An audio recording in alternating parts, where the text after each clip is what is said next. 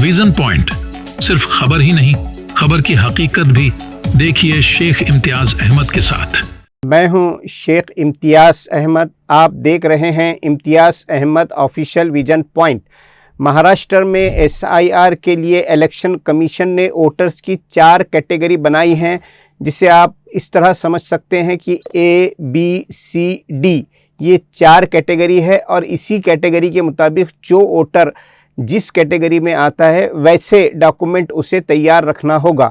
आइए सबसे पहले हम देखते हैं कैटेगरी वाइज। इस A कैटेगरी में जिन वोटर की पैदाइश 1 जुलाई 1987 से पहले हुई और 2002 की लिस्ट में उनका नाम भी मौजूद है, तो इन्हें कोई डॉक्यूमेंट बताने की ज़रूरत नहीं है। दूसरी कैटेगरी B कैटेगरी है। ऐसे वोटर्स जिनकी पैदाइश तो 1 जुलाई 1987 से पहले हुई, मगर किसी वजह से 2002 की लिस्ट में उनका नाम नहीं है, लेकिन आज की वोटर लिस्ट में उनका नाम है।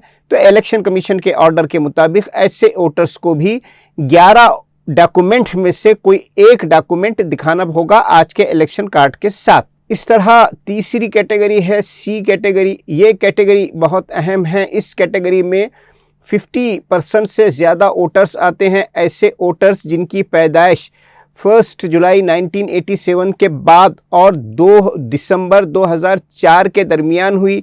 2002 की लिस्ट में उनका नाम भी मौजूद हैं। तो इस कैटेगरी के वोटर्स को 4 टाइप ऑफ डॉक्यूमेंट बताने होंगे।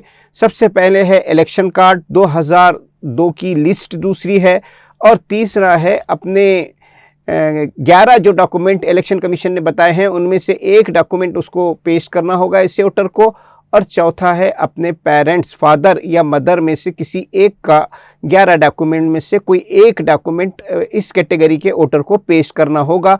तो C कैटेगरी के वोटर ये 4 डॉक्यूमेंट तैयार रखें। इसके बाद है D कैटेगरी। इस कैटेगरी में तकरीबन नौजवान वोटर्स आते हैं। ऐसे वोटर्स जिनकी पैदाइश 2 दिसंबर 2002 के बाद हुई और आज की वोटर लिस्ट में इनका नाम भी शामिल है। तो ऐसे वोटर्स को 4 टाइप के डॉक्यूमेंट्स देने होंगे, जिसमें पहला है इलेक्शन कार्ड, इसके साथ साथ बर्थ सर्टिफिकेट या इसकी जगह पर स्कूल सर्टिफिकेट, पासपोर्ट या दीगर जो 12 डॉक्यूमेंट में है उनमें से कोई एक डॉक्यूमेंट उसे देना होगा। इसके साथ साथ उसे अपने फादर के स्कूल सर्टिफिकेट या 12 डॉक्यूमेंट में से कोई एक डॉक्यूमेंट इसके साथ देना होगा, स्कूल सर्टिफिकेट और इलेक्शन कार्ड के साथ।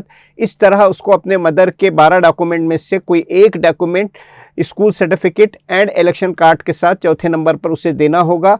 इस तरह इलेक्शन कमीशन ने ये 4 कैटेगरी D कैटेगरी के साथ बनाई है। इसके अलावा एक कैटेगरी है कि जिन वोटर की पैदाइश 1 जुलाई 1987 से पहले तो हुई, मगर किसी वजह से इनका नाम 2002 की वोटर लिस्ट में नहीं है और साथ साथ आज की वोटर लिस्ट में भी इन वोटर का नाम नहीं है। तो ऐसे वोटर्स के लिए प्रोजेनी कैटेगरी बनाई गई है। ये वोटर अपने वालिदैन, अपने दादा दादी, नाना नानी के साथ लिंक करके आज का फॉर्म नंबर 6 भरकर वोटर लिस्ट में अपना नाम दर्ज करवा सकते हैं। इन लोगों को अपना Aadhaar card, PAN card, address proof, school certificate जैसे डॉक्यूमेंट देकर अपना नाम वोटर लिस्ट में दर्ज करवाना होगा। एक कैटेगरी उन वोटर्स की भी बनाई गई है जिनकी पैदाइश 1 जुलाई 1987 से पहले हुई, मगर उनका नाम 2002 की लिस्ट में शामिल नहीं है और ना उनके दादा दादी, नाना नानी, फादर मदर किसी का भी नाम 2002 की लिस्ट में लिंक नहीं है, शामिल नहीं है। तो ऐसे शख्स को ये मौका दिया जाएगा कि इन्हें आज के इलेक्शन कार्ड के साथ एन्यूमरेशन फॉर्म भरना होगा और वालिदैन या दादा दादी, नाना नानी के पुराने वोटर कार्ड्स जो 90 के या 94 के हैं वो वोटर कार्ड्स दिखाना होगा और 12 डॉक्यूमेंट में से कुछ डॉक्यूमेंट पेश करने होंगे। इनका नाम भी वोटर लिस्ट में दर्ज किया जा सकता है। एक अहम बात और आप याद रखिए कि ऐसे बहुत सारे वोटर्स भी हैं जो किराए के मकान में रहते हैं, बार बार उनका एड्रेस तब्दील होता है और आज जो वोटर कार्ड्स उनके पास हैं वो किसी और एड्रेस का है और वो किसी और एड्रेस पे रहते हैं।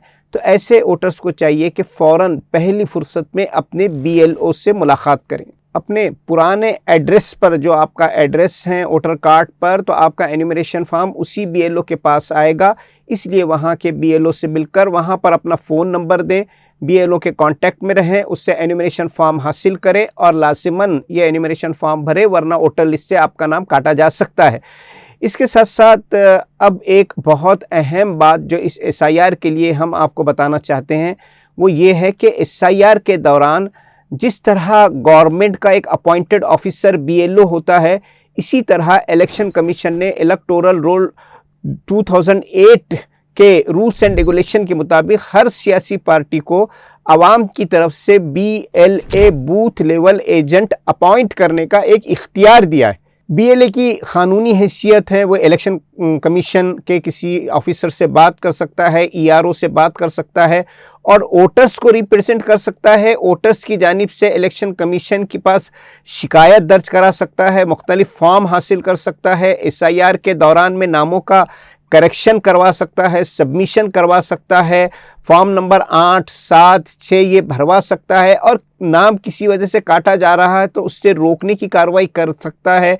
वोटर्स के साथ और BLO के साथ कम्युनिकेशन कर सकता है, इसलिए कि BLA बूथ लेवल एजेंट जो होता है वो आवाम का नुमाइंदा होता है। ये सारी कार्रवाई BLA करता है जो आवाम का नुमाइंदा होता है, इसलिए BLA की बहुत अहमियत है। अभी तक हमारी इत्तलात के मुताबिक महाराष्ट्र में सबसे ज़्यादा booth level agent BLA BJP alliance ने अपॉइंट किए हैं। महाराष्ट्र के 36 डिस्ट्रिक्ट्स के लिए BJP अलायंस ने 98,000 BLA अपॉइंट कर दिए हैं, जिसमें संघ परिवार की मुख्तलिफ तंजीमों के एक्टिव कार्यकर्ता भी शामिल है।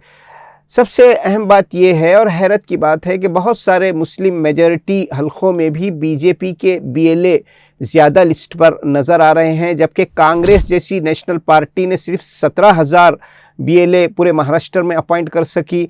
इसके साथ साथ अगर NCP को देखें, दोनों NCP शरद पवार या अजीत पवार, दोनों NCP जो महाराष्ट्र में बहुत अहमियत है, इनकी तरफ से भी महाराष्ट्र में सिर्फ और सिर्फ 10,000 BLA अभी तक अपॉइंट किए जा सके हैं। महाराष्ट्र नवनिर्माण सेना ने 4,000 के करीब BLA अपॉइंट किए हैं और सबसे ज़्यादा BLA जैसे मैंने आपसे कहा कि BJP ने 98,000 किए हैं। लेकिन अभी तक MIM, इस्लाम पार्टी, वंचित अघाड़ी, बहुजन समाजवादी पार्टी जैसी पार्टियों की जानिब से भी BLA की list, BLA booth level agent की कोई लिस्ट जारी नहीं की गई या आवाम में, पब्लिक में लाई नहीं गई। हम उम्मीद करते हैं कि आवाम की मदद के लिए ये पार्टियां बहुत जल्द BLA की लिस्ट जारी करेगी। इजाज़त दीजिए, देखते रहिए इम्तियाज़ अहमद ऑफिशियल विजन पॉइंट।